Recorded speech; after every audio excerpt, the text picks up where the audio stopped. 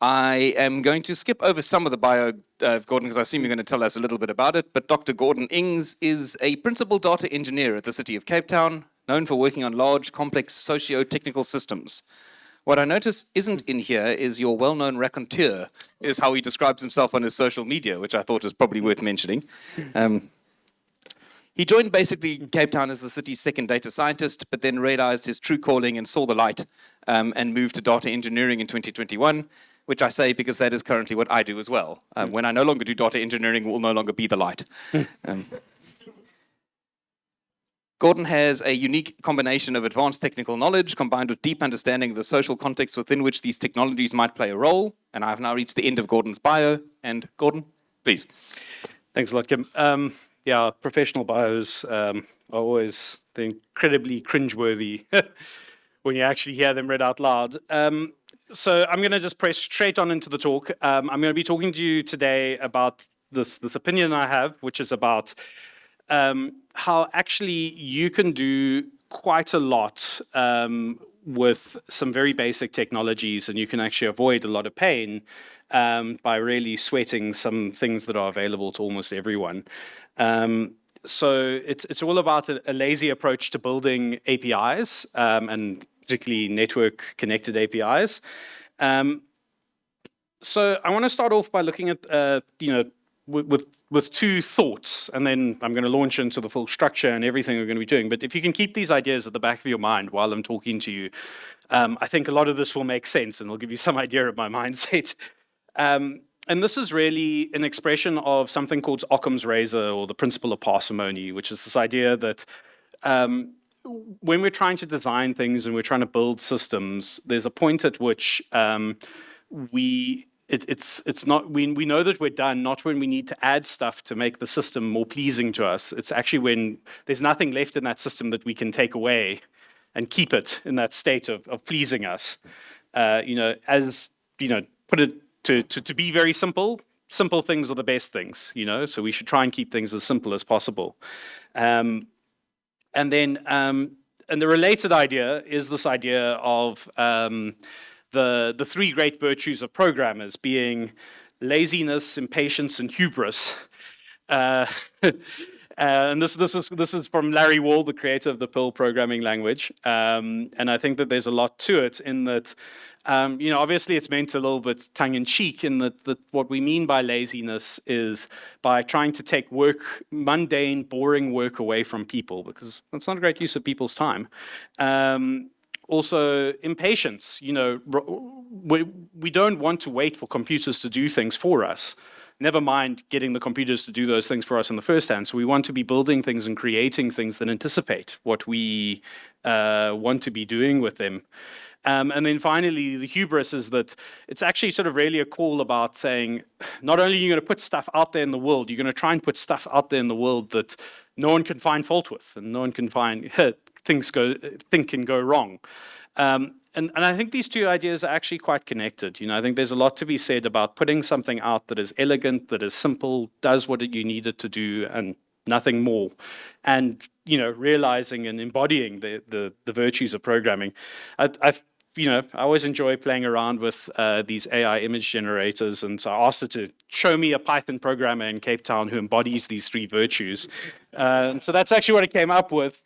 I'm a bit concerned about how much of it certainly got some ideas about Cape Town, people from Cape Town looking like hipsters. It also did like a weird thing with the snake in the corner. Like, I don't want to look too closely at that thing. It sort of comes out of Lovecraft. Yeah. So in terms of what I'm going to be telling you today is I'm going to tell you a little bit about who I am and where I come from. I'm then going to talk a bit about how we first came to this approach, like why did we build what I call a lazy API. And then I'm going to talk a little bit about why does this work? What's actually going on under the hood that makes this possible, and why is this a viable approach? And then I'm going to try and think about it a bit critically and think about, what are some of the pros and cons about the approach, because everything has trade-offs. This is the thought that unites the engineers and the economists in our team. So I'm going to try and do that. And then I'm going to talk a little bit about some things we've done which we think enhance and extend the idea a little bit more. So moving on to who I am, I tried to find the. I don't know what I was quite so worked up about at the time, but seemed to be a bit upset about something. I'm gonna skip over a lot of this. Kim already covered a bunch of the stuff in when I talk. I'm from Cape Town. I have worked for this company called Amazon. You might have heard of it. They sell stuff. They also do cloud computing stuff. That's the bit I worked for. And then in late 2018, I went to the city, and as Kim was saying, I started out as a data scientist, but then moved into data engineering. If you need to get a hold of me, a good place is on Mastodon. I'm one of the Fediverse believers, so please come find me there and talk to me there. I'll be in a much better mood than in any other channel that you get a hold of me. And then, what's been great is that today in this room, it's sort of been the City of Cape Town track. We've had a couple of talks from some of my fantastic colleagues. So you've heard this a bit, so quite a few of you have probably heard this, but just to recap the bits for those who maybe weren't around. We are a branch, the data science branch, which falls within the policy and strategy department. And then we are inside something called the Future Planning and Resilience Directorate. What that really means is that we're a centralized support function. So we work with our colleagues across the rest of the organization, and our mandate is to provide advanced analytic support. What constitutes analytic, or what constitutes advanced, or what constitutes support is pretty up for grabs, and we believe quite strongly in constructive ambiguity, so we're not going to define it further. But just to give you some ideas, some of the stuff that we've done a lot of data mining of our resident complaints. So if you've ever created something called a C3 with the City of Cape Town, for those who live in Cape Town, we've almost certainly looked very closely at that data. We did a lot of work relating to COVID-19, and in particular, a section of that which was very euphemistically called fatalities management. And then finally, and you would have heard earlier from Yolanda about some of the work we've been doing with building change detection using high-resolution aerial and satellite imagery. But the thing that sort of brings all of our work together, and the thing that sort of is the reason for our existence, is that we have an instrumental view of data and of data science. We believe that you should be using that to benefit the residents of Cape Town. That's what we're trying to do. So whenever we do, the question we're always asking ourselves is, how is this helping our residents, and how is this helping all residents of Cape Town? And that's sort of the really, the thing that brings us together. In terms of our team composition, we have some data scientists, we have some data engineers, we have some data analysts. I'm not going to go into the vagaries of what those different jobs are. We're quite big believers in cross-functional, so everyone does a little bit of everything often. More recently, we've been building out our product and project management capabilities, and so we have some great people doing that. And then we have this manager guy. I don't know why. He likes science paperwork and things. No, Delano is really the person who sort of keeps us pointed in the right direction and makes sure that helps us navigate what is a large and complex organization. I think it's worth saying a little bit about how we work, because that's a bit unusual for government. We follow an agile-ish process, and someone described agile yesterday as that you take what you want from it. Was it you, Kim? I think. And because the heart of agile is people and relationships over process and technology, and we really take that to heart. For us, the relationships we form with our colleagues is the thing that determines whether we're successful or not. It's all the tech stuff. That's a matter of programming. We like to form these cross-functional product teams. So typically we'll compose a team of the people with the relevant skill sets to achieve what we're trying to do. But we also include people from the departments that we're working with, and we bring in as much domain expertise and insight as we can. And then the final thing, which is not going to be a hard sell in this audience, we're big believers in open source. We mostly run almost entirely an open source stack, and those bits that aren't open source are SaaS services pretty much. But everything else that we can run, we do run on an on-premise Kubernetes cluster because, apparently I hate myself. Yep, this is what we look like. Quite a few of us are around, so if you see us around, please feel free to come and chat to us and talk about what we do. But back to the talk about APIs. And why did we need to build an API in a scalable API in the first place? So this goes back to the literal dark days of 2021, when load shedding was pretty bad, and for whatever reason, the organization decided that we needed our own load shedding app. This is actually sort of connected to a bigger need, which I think is the more important one to focus in on, which is that the city of Cape Town, we provide direct electricity to 70% of our residents, more or less. And because of we have the Steenbras pump storage scheme, we also have relationships with large power consumers in the city. Very often the city of Cape Town would be on a different load shedding stage to the rest of the country. And we needed to communicate this, and we needed to tell people, actually, you're going to be on a different stage to everyone else, so you need to look at your schedule differently. So we needed to get that information out there. And part of the strategy was to put out an app. It was built, but it was built using some software that was readily available and was easily available within the vagaries of the procurement infrastructure. And so it wouldn't support any sort of push notifications. It had to involve a polling architecture. So what I mean by that is that whenever someone opened the app and they did something, that app needed to make a call and hit some sort of service somewhere to tell them what the current stage is and potentially what the schedule was. And this is sort of like a pathological case, because the times when people would need to do that would probably be, there would be like a base load, but generally they would spike up very heavily. There would be an announcement and people would say, ooh, that means the stage has changed. Let me open my app and see what's happened, what this means for me. So you're going to get a huge burst of traffic, and then the rest of the time it's going to be pretty flat.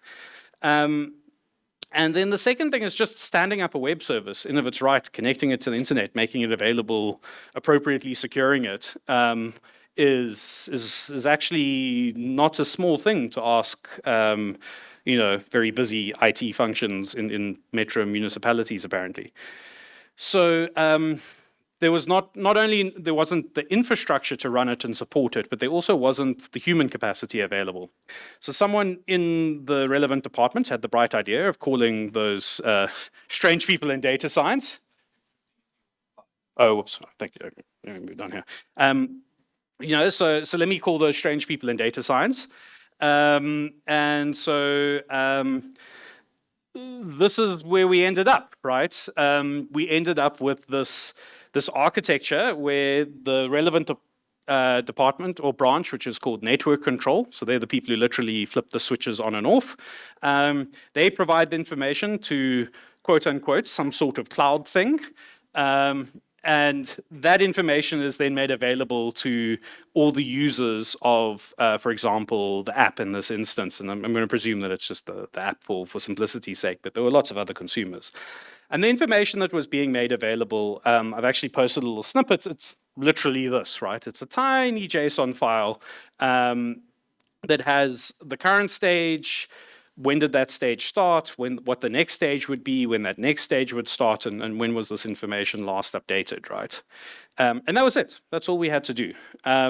So we looked at this a bit, and look, I'm also not going to lie that part of the reason they got a hold of us is because we happen to have access to cloud computing resource. We had an AWS account, so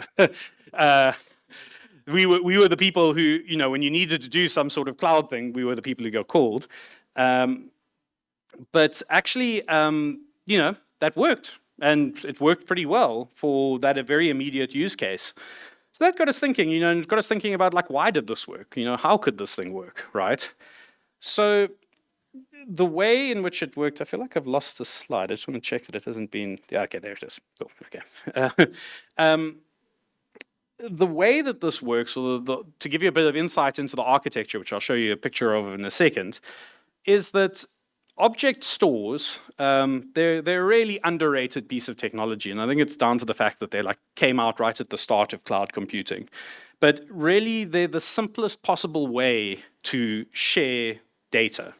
And you conceive of it as an object, and you be no more specific than that. You say that there's this thing that you can serve up there. But what's actually quite interesting is if you think about it and you look at the APIs of the big three cloud providers and the object stores that they offer, really what they're doing is very, very often just a superset of a standard web service behavior. So if you do an HTTP GET call on a path against the relevant endpoint, and let's not talk about auth and permission stuff for a second, you get a file back, you get a bit of data back, right? The only other bit that actually is necessary to complete this whole story is some information about MIME types, so media types, right? This is an internet standard. It's an IETF, IETF standard. It's one of the same. It's the same sort of class as the protocols that govern email or TCP or HTTP itself. Basically, it's a classification for content that's being served up. And in our case, the most relevant one is this application/JSON content type. When the server is responding with the HTTP call, and the body of that call is just the data that you're interested in, which remember is just that little blob of JSON that tells you about the load shedding stage, it's quite important for the server to return and tell you this is the type. It tells you what that thing is.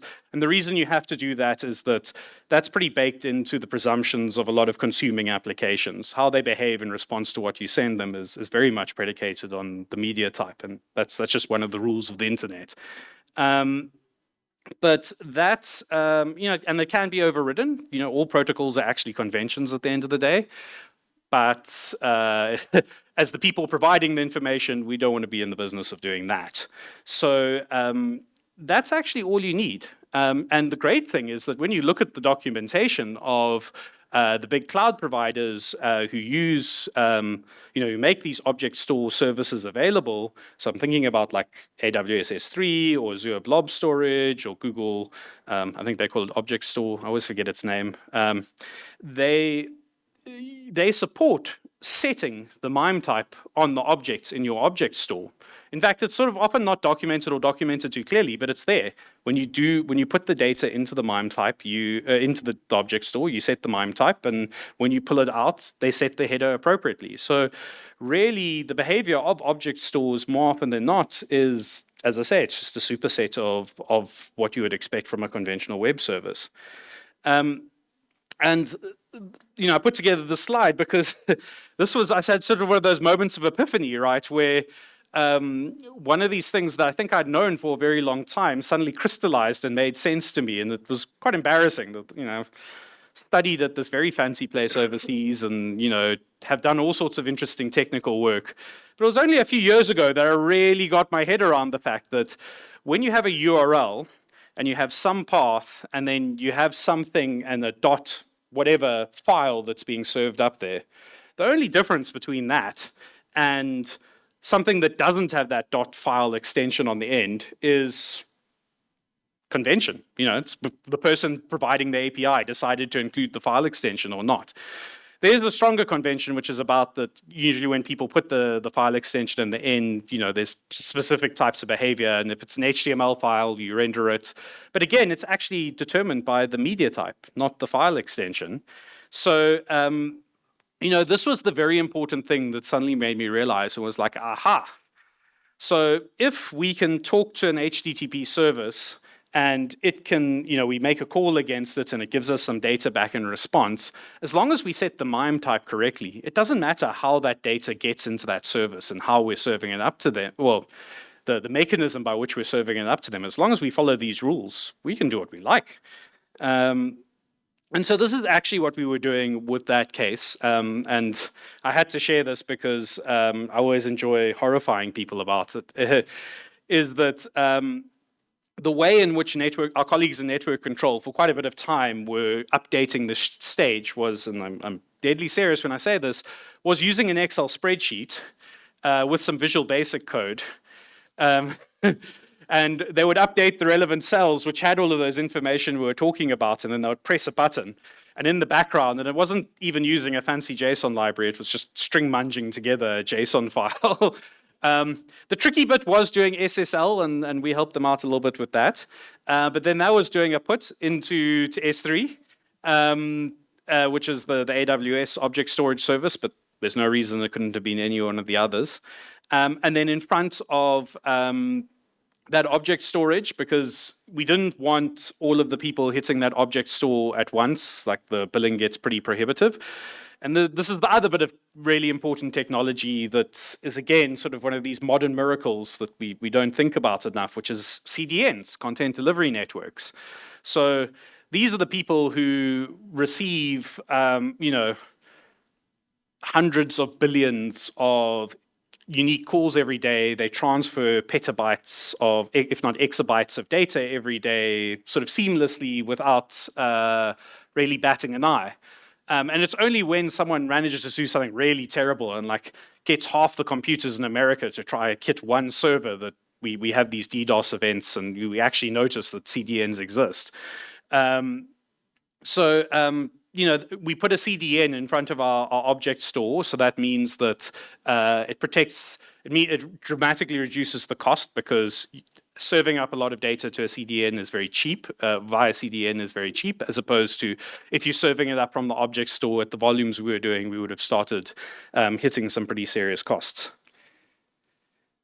So, just taking a step back though and saying, what are we actually doing here? What's the great idea here? What is the sort of the insight that's happening is that we're actually decoupling the data provisioning from the serving of that data. And that sounds like a very obvious and simple idea, but certainly if you come from the world of like back-end software development or a lot of the data-rich applications, etc., we tend to conflate those things together. We tend to think that there's going to be this one thing that's going to do something to our data and then serve it up for a given request. And actually, particularly for the sorts of application I was talking about there, where we needed to serve up the same bit of information to, tens of thousands of people, actually, we can decouple those things. And so you can do your data preparation completely async or completely event-driven and just serve it and then give it over to some modern web infrastructure that can actually handle the serving portion of it, because that's what it's good at, let it do its job well. And so really the second thing that we're doing there is we're applying some of the lessons of the modern web to a data infrastructure. And, look, there's lots have been said about, reverse ETL and starting to think about how do we bring more and more data-rich applications and how do we serve them up to more and more people. I advise you to go and read that literature because there's all sorts of interesting things. But that's sort of the broad, lesson that we're doing here is we're taking something that the people who had to run like social networking sites 10, 15 years ago learned, and we're just applying it in our particular case, right? So just to give you a sort of sense that this actually can handle slightly more complicated scenarios. If you were around yesterday, I did a quick lightning talk about the service alerts API that we've built. And that API is a service alert. I don't want to go into the details of what it does, but a service alert is like an area outage. So it's when there's an interruption of service to a group, like a sort of usually a suburb level group of residents. And we want to proactively communicate with them. We've helped build an API that surfaces an internal data set that contains this information. And what's pretty cool about it is that the city of Cape Town for quite a while has had an open data portal where we make a whole lot of data freely available, but we make limited guarantees about how quickly that information is going to be updated. This is a different world. This is meant to be a live API. This is meant to be telling you something about what's going on right now, in the same way that the load shedding thing was meant to tell you about what the stage was right then. And we think that makes our residents' lives significantly better. Having information and knowing, this street in my neighborhood has a blocked pipe and is completely impassable, means that you're probably going to make a different choice about how you're going to travel.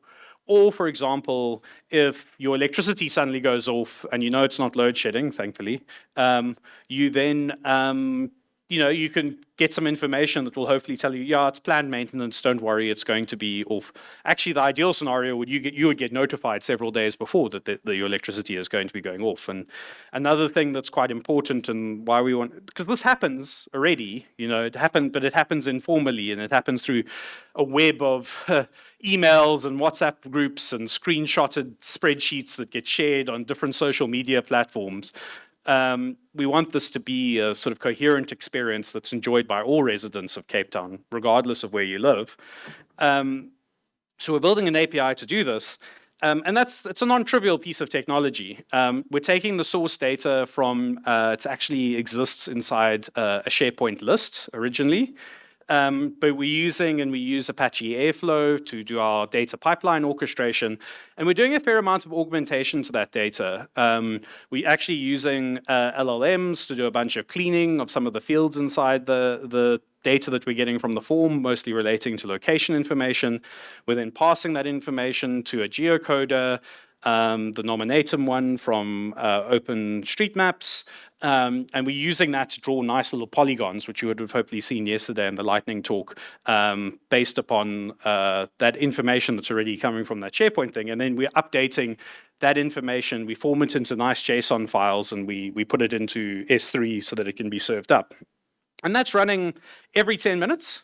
Every time something goes wrong, SharePoint does something weird, one of our dependencies breaks, I do something weird to the pipeline, but that's fine because it doesn't actually interfere with the serving up of the information. It might cause the information to become stale. We've luckily never had an outage of more than a few hours. Dan might correct me.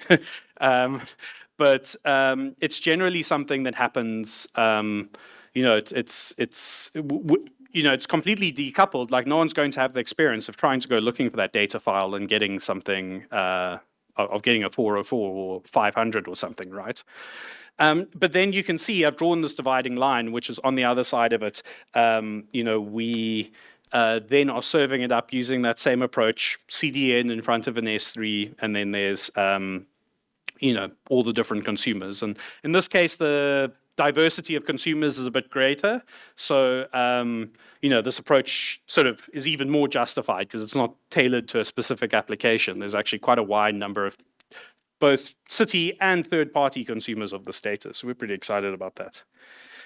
So just in terms of thinking, and I'm going to start wrapping up now so that we can have some time for questions, is why is this potentially a good idea? Well, the first thing, and it goes back to those thoughts that I asked you to keep in your head at the beginning, is that this is really simple.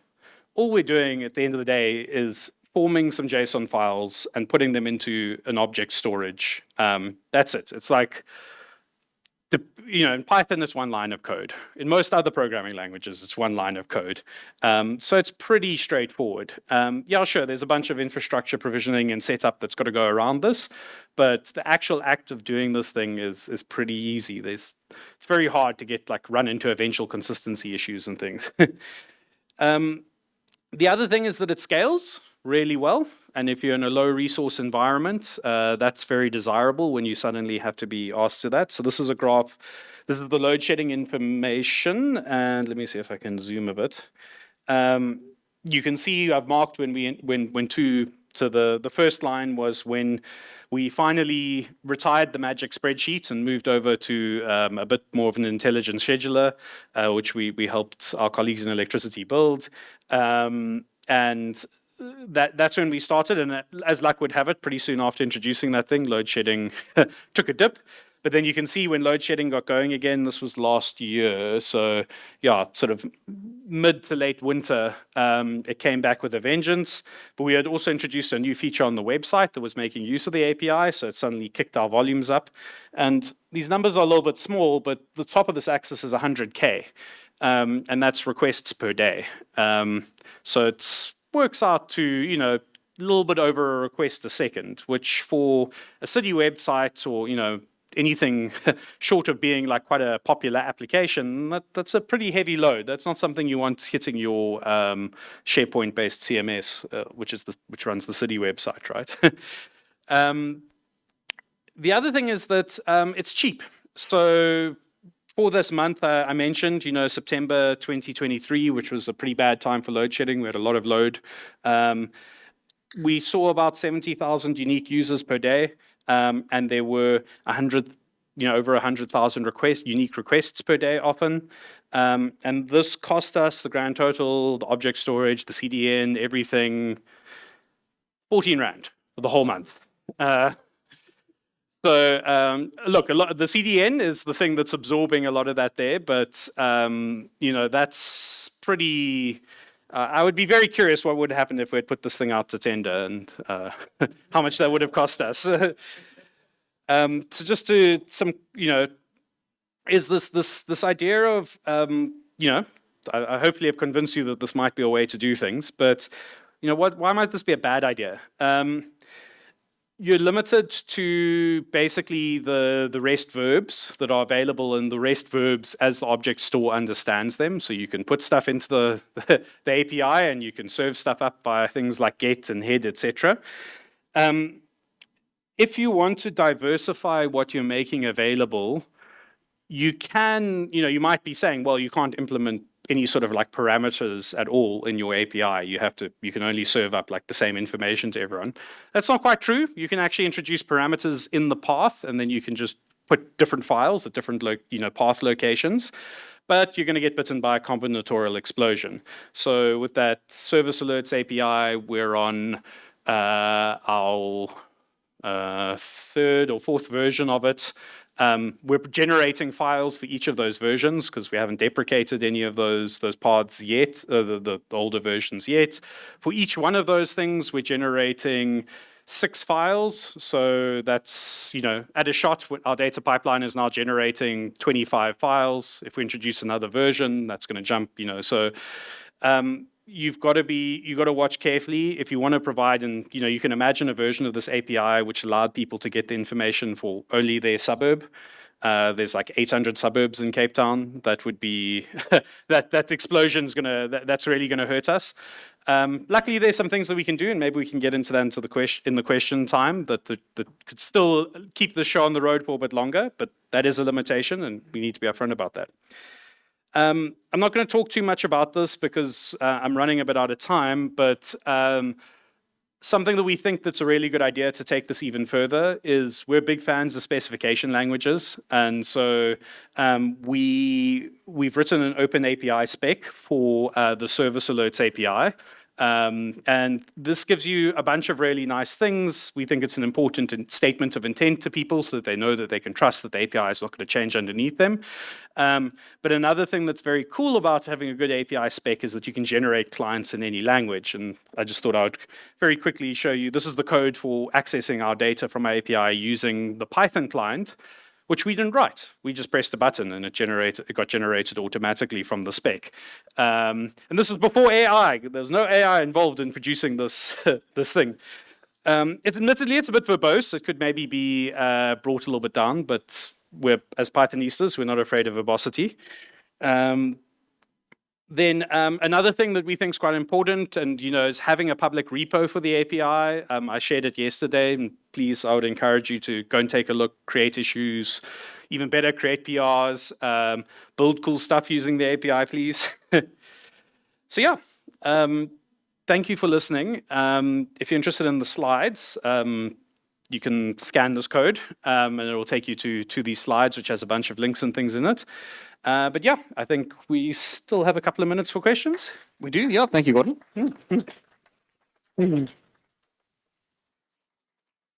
Brilliant. Thanks, Gordon. I'm going to thank you for the talk, but not thank you for having me now question the complexity of the stuff I've spent a year building. But no, more seriously, that was very good. Thank you, Gordon. I see we do have at least one hand over there. We'll take a question on that side.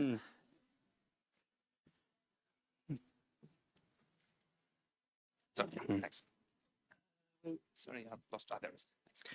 A lot of empty space. I should have put something on Thanks, top. that's interesting. Yeah. Have you had to do any sort of control over cache control headers to tune the CDN to update with the right sort of frequency? Yeah, that's a great question, and that's a detail I definitely glossed over, because the default setting for most CDNs is like a day, and for a real-time API, having information that only updates once a day is not great. Yeah, so what we do, you generally speaking, you can control the caching behavior between the CDN and the object store, and then from the CDN to the client, right? And for the clients, we actually, I think, turn off cache control because it's a live API. We don't want people to ever be caching stuff there on their side, involuntarily. But between the CDN and our, I think we usually set either 1 minute or 5 minutes. I think the load shedding one, it's 1 minute, and I think on the service alerts, it's 5 minutes. But because, if you think about our traffic patterns, particularly with the load shedding one, it's very bursty. So even if we set that value quite tightly, if we're only getting one request every 10 seconds, for example, or one request every 30 seconds, that's fine, It's the several 100,000 requests that we're getting in, usually tens of thousands of requests that are being mitigated, that's the real win, right? But yeah, thanks. It's really, it's a subtlety that you've got to manage. Yeah. Okay, so clearly this was born out of constraints. If you didn't have those constraints, is there a reasonable chance that you would have lucked out and done the same thing? Yeah, that's a really great question. I'm a big fan of like those moments in like space history or in like space movies where they're like, these guys are stuck in orbit and they've got the contents of this cardboard box. So I think there is a lot to be said about, constraint spurring innovation. I suspect I might have ended up somewhere here because I'm a little bit allergic, despite being a data engineer, to actually running a relational database. And when we spoke to our IT department, they came up with like a solution architecture that involved several databases for some reason. And I was just sort of horrified by that and thought, no, there's got to be a different way. So that's a point in favor of doing it, but I think it was also particular. I was like, the thing I also didn't go into is that we didn't have a lot of time. Like we had a few days warning, and they were like, "We want to go live with this thing," as seems to be the case in government, and that also sort of pushed us towards whatever the simplest possible thing was. But yeah, I think there is, because there's a lot of literature and like thinking around MVPs and what is just good enough to get something done. I think that might have taken us to maybe a similar place, but I can't say with certainty. I think that's sort of one of the things I appreciate working in government is that sometimes you do get put under those constraints, and it does push you in a great direction. But yeah, I think it's humbling, right? I think that's the other thing is that sometimes when you're well resourced and you have all sorts of options available to you, that can be an inhibitor actually. But yeah, I think we want to go back there. Okay, so I can imagine that in your object store you have thousands of JSON objects, right? So does the client app then concatenate all of them to show the information, or how does that process work of combining those JSON objects together? That's a good question. So in our particular case, in the load shedding case, the client only is interested in one particular JSON object, right, which is the current stage. And then we later introduced a schedule file. So there were two objects they were interested in. With the service alerts, we do actually write an object for each alert to the thing, and that's now 20,000 big or whatever. But you have to do that. That this is one of the trade-offs in this approach, is that concatenation and combination, unless you want your users to be hitting you many thousands of times, you have to create that combined file and putting it there, right? So you have to take on a bit more of like anything harder than a get has to happen server side. But the good news is that it can happen async. So, you can just do it as part of your data pipeline, which is what we do, right? And that's fine, So yeah, but that's one of the trade-offs is that you really, so the complexity, the thing I wanted to get into, but I was running a bit short of time, was you can now do some really interesting things with serverless running on the edge.